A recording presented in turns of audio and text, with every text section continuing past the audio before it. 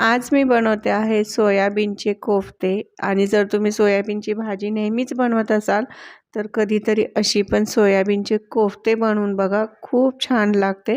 तर त्यासाठी मी इथं गरम पाण्यामध्ये 1 कप भरून सोयाबीन चंक्स असतात ते घेतले, 2-3 मिनटं उकळवलेत आणि यातील पाणी सगळं काढून गार करायला ठेवून दिले.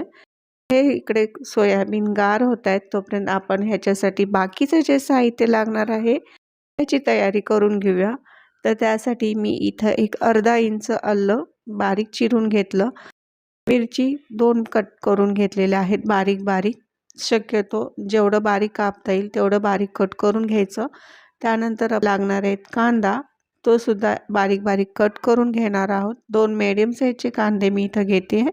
आणि ही सोयाबीनचे कोफ्ते 2 प्रकारे होते. एक तुम्ही भाजी म्हणून म्हणून करू शकता किंवा एक स्नॅक्स आयटम म्हणजे टी टाईम स्नॅक्स असू दे, बर्थडे पार्टीसाठी मेनू असू दे किंवा मुलांच्या टिफिनसाठी सुद्धा हा स्नॅक्स होऊ शकतो. कोथिंबीर बारीक चिरून घेतली, थोडेसे काजूचे तुकडे आणि मनुके सुद्धा घेतलेत.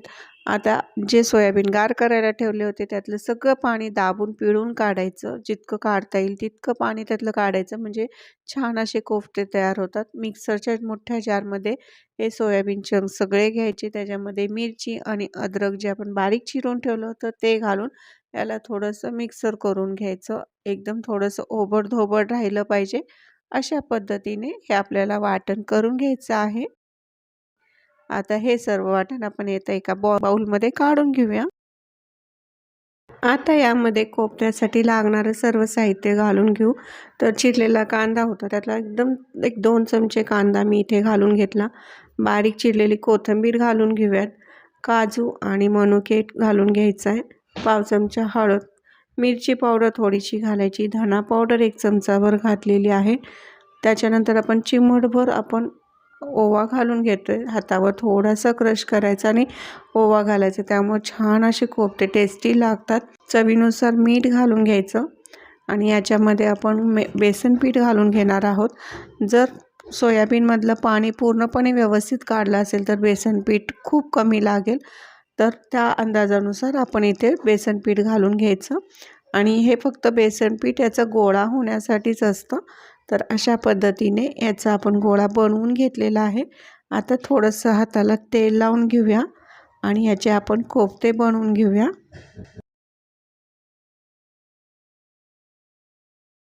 कोफ्ते तुम्हाला ज्या आकारात हवे असतील त्याही आकारात बनवू शकता. इथं मी लांब आकाराचे असे हुबे कोफ्ते बनवून घेतलेले आहेत आणि हे कोफ्ते वळताना थोडेसे दाबून वळायचे, म्हणजे आतून ते फुटणार नाही तेलात तळताना. तर अशा पद्धतीने मी हे कोफ्ते बनवून घेते.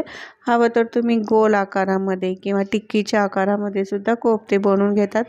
आणि इथे ह्या प्रमाणामध्ये म्हणजे 15 हे कोफ्ते बनवून तयार झाले. आता आपण याला तळून घेणार आहोत. हवं तर तुम्ही शॅलो फ्राय पण करून घेऊ शकता. तेल चांगलं तापून घेतलं होतं, गॅसची आच बारीक केली आणि त्यामध्ये हे सर्व कोफ्ते मी सोडून घेतलेले आहेत. कोफ्ते सर्व सोडल्यानंतर गॅस मीडियम करायचा आणि एक 5 ते 6 मिनिटासाठी एकदम छान असे कोफ्ते तळून घ्यायचं. घाई करायची नाही. कोफ्ते तळताना मग काय होतं, वरून कोफ्ते तळले तर जातात पण आत कच्चे राहतात. त्यासाठी एकदम कमी गॅसवरती आपल्याला हे कोफ्ते तळून घ्यायचे आहेत. इथे बघू शकता एकदम गोल्डन ब्राऊन कलर झाल्यानंतरच आपण हे कोफ्ते बाजूला करून घ्यायचे. वास पण खूप खमंग येतोय घरामध्ये. जरूर ही रेसिपी करा. एखाद्या बर्थडे पार्टीसाठी मुलांच्या किंवा कोणताही छोटासा मिनी पार्टी असेल तर त्यासाठी हा एक छान स्टार्टर आहे. तर हे कोफ्ते मी टिश्यू पेपरवर काढून घेतलं. बिलकुल हे तेलकट होत नाही, तेल बिलकुल धरत नाही. इथे तुम्ही टिश्यू पेपरवर पण बघू शकता, बिलकुल तेल नाही दिसत आहे. तर अशा पद्धतीने हे कोफ्ते तयार झाले. आता हे कोफ्ते मी तुम्हाला तोडून दाखवते.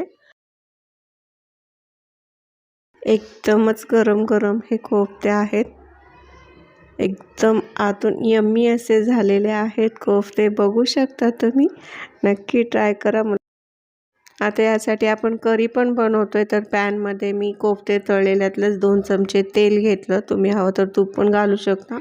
एक पाव चमचा मी इथे जिरे, 1 दालचिनीचा तुकडा आणि 2 हिरवे वेलदोडे आणि 1-2 तमालपत्र छोटे छोटे ते टाकून घेतले। त्यानंतर मी कांदा फोडणी टाकून घेतला। आता कांदा थोडा गुलाबीसर होईपर्यंत याला परतून घेऊयात। त्यानंतर आपण यामध्ये 1 चमचा आलं लसूणची पेस्ट घालून घेतोय। हे पण आपल्याला कांद्याबरोबर परतून घ्यायचं आहे। बिर्याणीला जसा आपण कांदा छान असा परततो बरिस्तासारखा, तशा पद्धतीचा थोडासा झाला की आपण ह्याच्यामध्ये 1-2 टोमॅटोची प्युरी करून घ्यायची, ती घालून घ्यायची। टोमॅटो वापरत नसताल तर त्याच्याऐवजी तुम्ही दही वापरलात इथे तरी चालेल। ही टोमॅटोची प्युरी 3-4 मिनटं चांगली परतून घेतल्यानंतर पाव चमचा हळद पूड, 1 चमचा मिरची पूड, 1 चमचा धण्याची पावडर आणि गरम मसाला पाव चमचा घातला। आणि तुम्ही किचन किंग मसाला असेल तर नक्कीच याच्यामध्ये एक अर्धा चमचा किचन किंग मसाला वापरा किंवा धने जिरेची पावडर वापरली तरी चालेल। हे सर्व साहित्य व्यवस्थित मिक्स करून घेऊयात। त्याच्यानंतर आपण याच्यामध्ये मग पाणी घालून घ्यायचं आहे। 1 ते 1.5 ग्लास मी इथं पाणी घालून घेतलं। आता हे सर्व मसाला पाणी एकत्र व्यवस्थित मिक्स करून घेऊयात। चवीनुसार मीठ घालायचं। कसुरी मेथी थोडीशी हातावर चुरून घालूयात। बारीक चिरलेली कोथिंबीर पण यामध्ये घालून घेऊयात आणि आपण तळलेले मस्त असे क्रिस्पीवाले सोया कोफ्ते ते पण यामध्ये घालून घेऊयात। म्हणजे ही सोया कोफ्ता करी तयार झाली। 1 ते 2 मिनिटासाठी ह्याला याच्यामध्ये हलवून घेऊयात। जबरदस्त टेस्ट लागते। फुलक्याबरोबर, रोटीबरोबर किंवा फक्त जीरा राईस किंवा साधा भात जरी असेल तरी त्याच्याबरोबर अतिशय उत्तम अशी ही डिश लागते। पोळी भाजीचा कंटाळा आला असेल, भाजीला घरात काही नसेल तर नक्कीच ही रेसिपी ट्राय करा। कशी झाली ती नक्की कमेंट करून सांगा आणि आवडली असेल रेसिपी तर नक्कीच चॅनलला सबस्क्राईब करा, लाईक, शेअर करा आणि बेल बटन पण नक्की प्रेस करा। व्हिडिओ पाहिल्याबद्दल तुमचे खूप खूप धन्यवाद। असंच भेटू नवीन रेसिपी, नवीन व्हिडिओ घेऊन।